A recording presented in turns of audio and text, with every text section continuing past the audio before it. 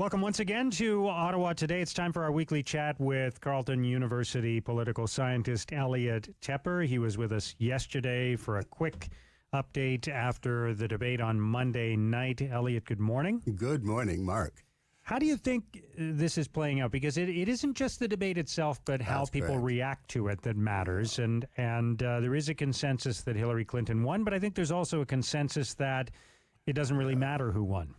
Well, there's many ways to unpack that. First of all, we should move forward from the debate, but the debate is still very much important. We talked about this, how important are debates, and they can be very important. You know, you had a choice, sir. We had the Mulroney era based on a sentence, or they can be just one more bump along the way. And we know that President Obama lost his first debate, won the second two, and went on to become president. I think there are a few examples, actually, of people who have won the first debate or were perceived to have won the first debate and lost the election. And on that, I'm just going to jump in because this is a point that I've been meaning to make for a long time. On that Turner-Mulroney debate, I think the conditions were already sort of ripe for the Liberals to lose that election before that moment happened. It sort of crystallized at the debate. That's the point. It crystallizes something in people's minds. Yeah. Some incident something that's already underway or already percolating. Right. Yeah. And if it doesn't happen, then it doesn't get crystallized and things go on the way they were, but now and then that happens. Yeah. Well, two or three things about the debate. The first is we don't know. You and I and all the other people who watch and we're junkies and we've read all the assessments and we've seen the quick polls. It takes several days for the results of the debate to sink in, and it may not be at all what we think it is. We'll have to recall that after the Republican convention, which was widely derided as a shambles, as just not going anywhere for Donald Trump. It was supposed to be a coronation, and Cruz was there, and the hall was half empty, and he got a huge bump from that. He ended up at 50-50 in those polls and the projections after that. Yeah. So we won't know for several more days. The initial ones were all in favor of she won, he lost, and I told you one poll which said, well, 47% of the people who watched it would vote for neither. So, clearly this is very much up in the air. Another thing about debates that we should talk about is the next one is a totally different format. It's a town hall. This has been a congenial format for Hillary Clinton. She likes the small format. It'll have two moderators. They're going to be sitting down in chairs, the two candidates, quite close to each other. So that might be an interesting body language dynamic to watch. He's not had this before. It's a little harder in this kind of a format to go on the attack on some questioner in the audience. So I think that's important about the upcoming debate, which is a few days from now, next week. And we hope we can talk about that. So we don't know what this debate has done. The possibility exists that it was not a game changer, but it might blunt that momentum that he has clearly had in his favor. Her trend line was going down. His was going up. We should know in a few days if that's the case, or if, indeed, it might be a game changer. We always do this. What does 538.com show today? It's Clinton with a 56% chance of winning, Trump with a 44% chance of winning. So it's slightly higher by a point or two than it was a couple days ago for Clinton. A long way from the 11% chance that he had at one point. So that trend line was clearly going in that direction. Yeah. So these are important things to put on the table. I think one of the things that has not been talked about enough is the strength of Donald Trump. We don't even have, I think, a decent picture of his coalition because it isn't just one basket of deplorables, and those misogynistic, sexist, racist, those backers clearly are there. But we know that it's a mixture of people. And indeed, I think Hillary Clinton was intending to go on and talk about the other basket, saying these are really decent Americans and we should be paying attention to them and we should be going after their vote. But she never got to that because of that infelicitous phrase. So we have to keep in mind that Donald Trump has some very definite strengths. The first and most important is in a year of change, and we've been talking about this since the very first primary. In a year of change, the candidate who can capture the zeitgeist of change, who can be, as he says, the voice of change, has an excellent chance of becoming president, no matter who that voice is. As it turns out, it's Donald Trump. So it's a change election, and it has come down, as we've talked about, on the ballot between hope and fear, and she has to represent hope, and she has to frame him as fear. But he certainly still, after that debate, has going for him the change card. That wasn't taken away from him. Other things might have been, the plutocrat pretending to be on behalf of the working class.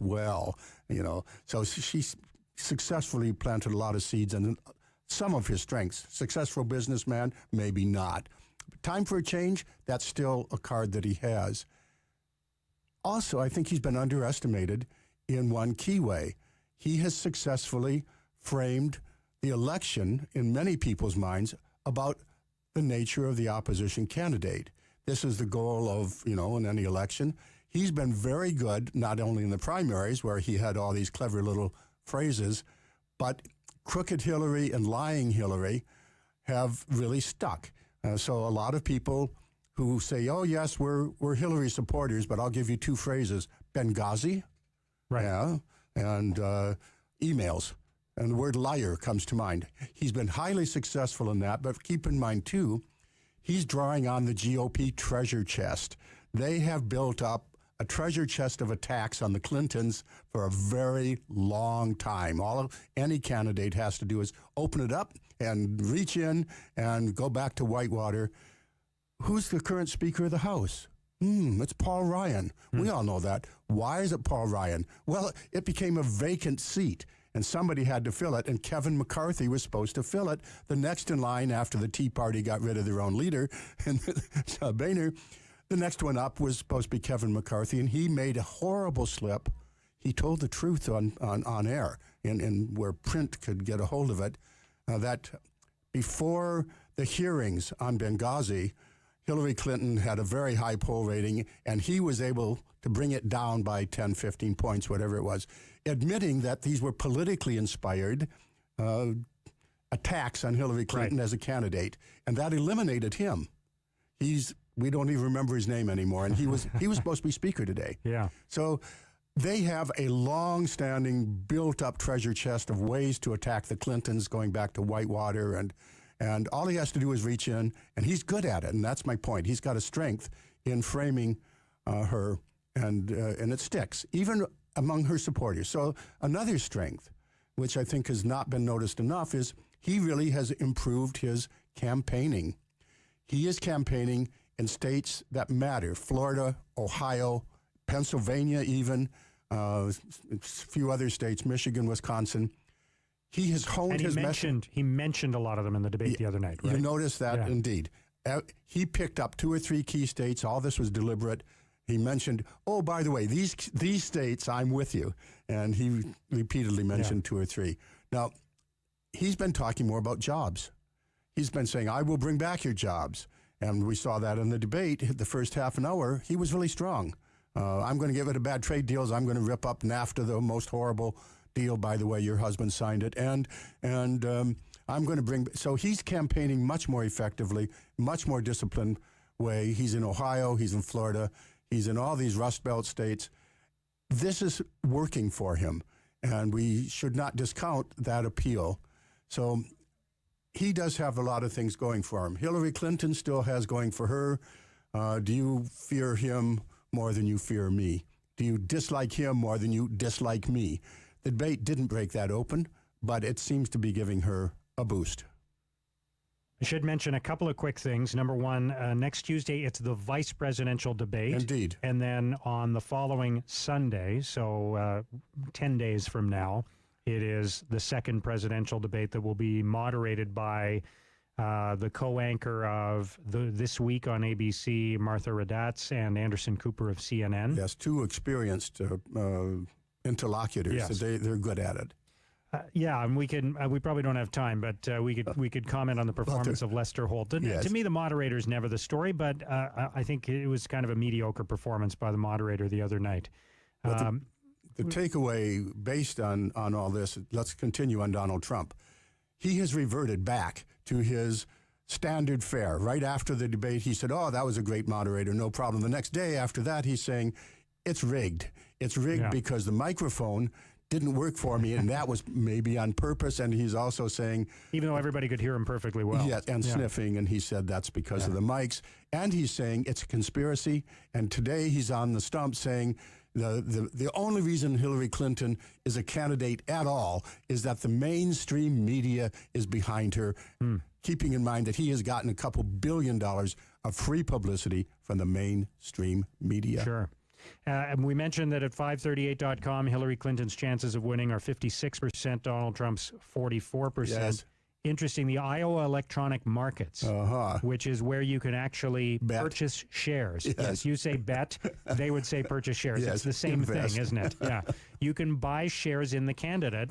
You buy them at a certain price, and whoever wins, you get paid $1 for if you have a share in that person. If the candidate that loses, you get paid nothing for your shares in that person. Right now, Hillary Clinton is trading at 68 cents. Donald Trump at 33 cents. Okay, so the Iowa electronic markets, the people who are gambling on this election with real money, shows a bit of a wider gap. And we also have the opposite. There's been a totally different methodology used by a political scientist who has successfully predicted every election for the last, 8 or 9, and he's got 8 keys to the election, and his 8 keys show that it's going to be Donald Trump. Yes. Based on those keys, with a caveat saying, but we've never had one like him. Yeah, we've never had an election like this one. So that is an important caveat.